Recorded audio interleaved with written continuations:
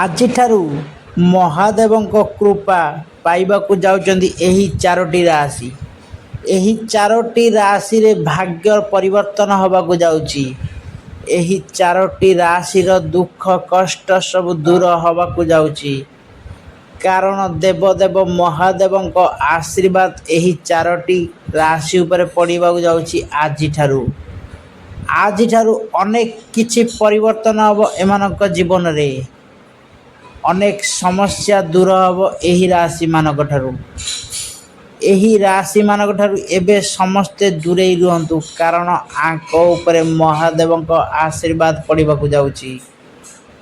ଦେବଦେବ ମହାଦେବଙ୍କ ଆଶୀର୍ବାଦ ଏହି ରାଶିମାନଙ୍କ ଉପରେ ପଡ଼ିବାକୁ, ଯେହେତୁ ରାଶି ଉପରେ ପଡ଼ିବାକୁ ଯେ ସେମାନେ ଭାଗ୍ୟଶାଳୀ, ଜୀବନର ଗତିପଥ ଏମାନଙ୍କର ଦ୍ରୁତଗାମୀରେ ଦୌଡ଼ିବାକୁ ଲାଗିବ।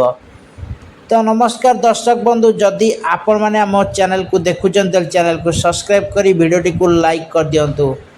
ଆଜି ଆମେ ଜାଣିବା ଦେବଦେବ ମହାଦେବଙ୍କ କୃପା ଏହି ଚାରୋଟି ରାଶି ଉପରେ ପଡ଼ିବାକୁ ଯାଉଛି। ସେହି ଚାରୋଟି ରାଶିର ନାମ କ'ଣ ଆମେ ଆପଣଙ୍କୁ ଜଣାଇବୁ ଏହି ବିସ୍ତାର ରୂପେ। ଭିଡ଼ିଓଟିକୁ ଶେଷ ପର୍ଯ୍ୟନ୍ତ ଦେଖନ୍ତୁ। ଯଦି ଏହି ଚାରୋଟି ରାଶି ଭିତରେ ଆପଣଙ୍କ ରାଶି ଥିବ ତାହେଲେ ନିହାତି ଭାବେ କମେଣ୍ଟରେ ଆପଣଙ୍କ ରାଶି ଲେଖିବେ। ଯଦି ଚ୍ୟାନେଲକୁ ସବସ୍କ୍ରାଇବ୍ କରିନାହାନ୍ତି ତାହେଲେ ଚ୍ୟାନେଲକୁ ସବସ୍କ୍ରାଇବ୍ କରିଦିଅନ୍ତୁ, ଭିଡ଼ିଓଟିକୁ ଲାଇକ୍ କରିଦିଅନ୍ତୁ ଆଉ ସେୟାର କରିଦିଅନ୍ତୁ। କମେଣ୍ଟରେ ନିଶ୍ଚିନ୍ତ ଯଦି ଆପଣଙ୍କର ଏହି ଚାରୋଟି ରାଶି ଭିତରେ ଆପଣଙ୍କ ରାଶି ଥିବ ତାହେଲେ ନିହାତି ଭାବେ କମେଣ୍ଟ କରନ୍ତୁ। ତ ସର୍ବପ୍ରଥମେ ଆମେ ଜାଣିବା କେଉଁ ଚାରୋଟି ରାଶି ଦେବଦେବ ମହାଦେବଙ୍କ ଉପରେ କୃପା ଲାଭ କରୁଛନ୍ତି। ମହାଦେବ କେଉଁ ଚାରୋଟି ରାଶିକୁ ଆଶୀର୍ବାଦ ଲାଭ କରୁଛନ୍ତି, ଯାହା କାରଣରୁ ଏମାନେ ଅନେକ ସମସ୍ୟା ଦୂର ହେବା ସହିତ ଅନେକ ଜାଗାରେ ସଫଳତା ମଧ୍ୟ ପାଇବେ। ତ ଚାଲନ୍ତୁ ଜାଣିବା ସେହି ଚାରୋଟି ରାଶିର ନାମ କ'ଣ। ମେଷ ରାଶି, କର୍କଟ ରାଶି, ବିଛା ରାଶି ଓ ମକର ରାଶି। ତ ସର୍ବପ୍ରଥମେ ଜାଣିବା ମେଷ ରାଶି ବିଷୟରେ।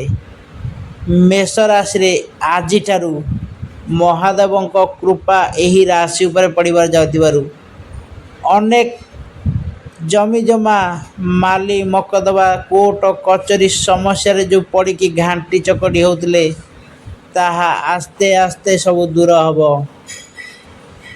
ତା ସହିତ ଆପଣଙ୍କୁ ଅନେକ ଖୁସି ଖବର ମିଳିବାକୁ ଯାଉଛି। ଆପଣଙ୍କ ଆର୍ଥିକ ଦିଗ ଯଦି ଦେଖିବା, ଆର୍ଥିକ ଦିଗ ଆପଣଙ୍କର ସ୍ୱଚ୍ଛଳ ହେବାକୁ ଯାଉଛି। ଯାହା ସମସ୍ୟା ଥିଲା ପରିବାର ମଧ୍ୟରେ, ନିଜ ନିଜ ଭିତରେ ବାଦ ବିବାଦ ଥିଲା, ତାହା ଆସ୍ତେ ଆସ୍ତେ ଦୂର ହେବାକୁ ଯାଉଛି। ତ ମହାଦେବଙ୍କ କୃପାରୁ ଅନେକ ଅଟକିଥିବା କାମକୁ ଆପଣ କରିପାରିବେ। ଅନେକ ଜାଗାରୁ ଅଚାନକ ଧନ ଲାଭ ମଧ୍ୟ ହୋଇପାରେ। ଏବେ ଜାଣିବା ଦ୍ୱିତୀୟ ରାଶି କର୍କଟ ରାଶି। କର୍କଟ ରାଶିରେ ଦେବଦେବ ମହାଦେବଙ୍କ କୃପା ହେତୁ କର୍କଟ ରାଶିର ଲୋକମାନେ ଅନେକ ଜାଗାରେ ଯେଉଁ ଫସିକି ଥିଲେ ତାହା ଦୂରଭୀତ ହେବେ। ଯଦି ଆପଣ କୌଣସି ଉଦ୍ଧାର ନେଉଛନ୍ତି ତାହେଲେ ନେଇଥିବେ କି ନେଉଛନ୍ତି ତାହେଲେ ଆପଣଙ୍କ ପାଇଁ ଏ ସମସ୍ୟା ଦୂର ହେବ। ଚିନ୍ତା କରିବାନି। ଆପଣ ଯେଉଁ ମାନସିକ ଚିନ୍ତାରେ ରହୁଥିଲେ, ଯେଉଁ ଆର୍ଥିକ ସ୍ଥିତିକୁ ନେଇ ଚିନ୍ତାରେ ରହୁଥିଲେ, ତାହା ଆସ୍ତେ ଆସ୍ତେ ଆପଣଙ୍କର ଦୂରୀଭୂତ ହେବାକୁ ଯିବ। ସମସ୍ୟାର ସମାଧାନର ବାଟ ଖୋଲିବ, କାରଣ ଆପଣଙ୍କ ରାଶି ଉପରେ ଦେବଦେବ ମହାଦେବଙ୍କ ନଜର ରହିଛି, ଆଶୀର୍ବାଦ ରହିଛି। ଆମେ ଜାଣିବା ଏବେ ତୃତୀୟ ରାଶି ବିଛା ରାଶି। ବିଛା ରାଶିର ବ୍ୟକ୍ତିବିଶେଷମାନେ ଯେଉଁ ଟିକେ ଟିକେ କଥାରେ ରାଗି ଯାଉଥିଲେ ତାହା ଆପଣଙ୍କ ନିୟନ୍ତ୍ରଣରେ ରଖନ୍ତୁ, ନଚେତ୍ ଆପଣ ଅନେକ ଜାଗାରେ ଅନେକ କାମକୁ ବିଗାଡ଼ି ବସିବେ, ଯାହା ଆପଣଙ୍କ ଭବିଷ୍ୟତ ପାଇଁ ବହୁତ କ୍ଷତିକାର ହୋଇଥାଏ। କିନ୍ତୁ ଆଜିଠାରୁ ଦେବଦେବ ମହାଦେବଙ୍କ ଆଶୀର୍ବାଦ ଆପଣଙ୍କ ଠାରେ ପଡ଼ୁଛି। ତାହା ମାନେ ନୁହେଁ ଯେ ଆପଣଙ୍କ ଆଶୀର୍ବାଦ ରହୁଛି ବୋଲି ଆପଣ ମନ ମାନି କିଛି କରିବେ, ସେମିତି କିଛି ନାହିଁ। ଆପଣଙ୍କୁ ଆଜିଠାରୁ କିଛି ସତର୍କତା ମଧ୍ୟ ଅବଲମ୍ବନ କରିବାକୁ ପଡ଼ିବ।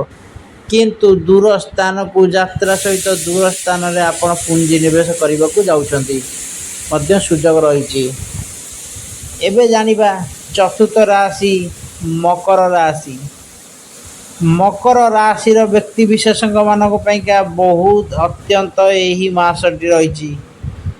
ଆସନ୍ତା କାଲିଠାରୁ ମାନେ ଆଜିଠାରୁ ଆପଣଙ୍କ ରାଶିରେ ମହାଦେବଙ୍କ କୃପା ରହୁଛି, ଯାହା ଆପଣଙ୍କ ଭାଗ୍ୟ ପରିବର୍ତ୍ତନ ସହିତ ଅଚାନକ ଆପଣଙ୍କର ଫୋନ୍ କଲ୍ ଉପରବେଳା ଆସିପାରେ, ଯାହାକି ଆପଣଙ୍କ ଉଚ୍ଚ ପଦସ୍ଥି ଆପଣଙ୍କୁ ଫୋନ୍ କରିପାରେ, ପ୍ରମୋସନ୍ ହୋଇପାରେ, ଆପଣଙ୍କ ଚାକିରି କିମ୍ବା ଗାଡ଼ି ସବୁଥିରେ ଆପଣଙ୍କର ଶୁଭ ଫଳ ଦେଖାଉଛି।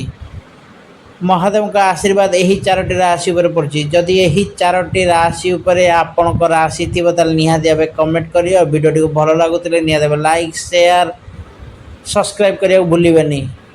ଏହିପରି ରାଶିଫଳ ଦେଖିବାକୁ ଚାହୁଁଥିଲେ ଆମ ଚ୍ୟାନେଲକୁ ସବସ୍କ୍ରାଇବ୍ କରି ଭିଡ଼ିଓଟିକୁ ଲାଇକ୍ କରିଦିଅନ୍ତୁ। ରହିଲୁ, ଜୟ ଜଗନ୍ନାଥ।